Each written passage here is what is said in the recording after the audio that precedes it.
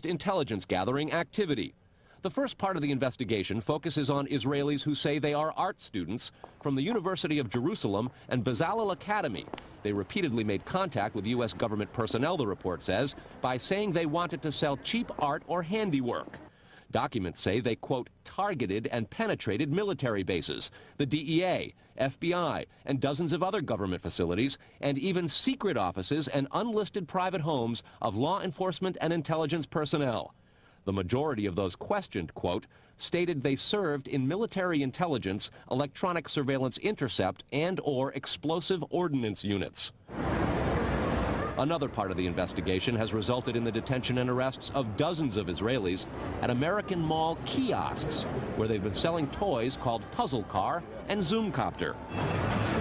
Investigators suspect a front. Shortly after the New York Times and Washington Post reported the Israeli detentions last month, the carts began vanishing. Zoomcopter's webpage says, "We are aware of the situation caused by thousands of mall carts being closed at the last minute.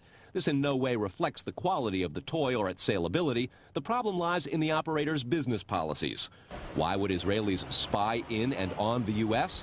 A General Accounting Office investigation referred to Israel as Country A and said, quote, according to a U.S. intelligence agency, the government of Country A conducts the most aggressive espionage operation against the U.S. of any U.S. ally.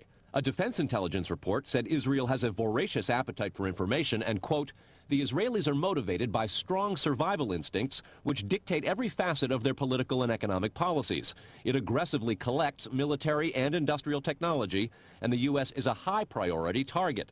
The document concludes, quote, Israel possesses the resources and technical capability to achieve its collection objectives.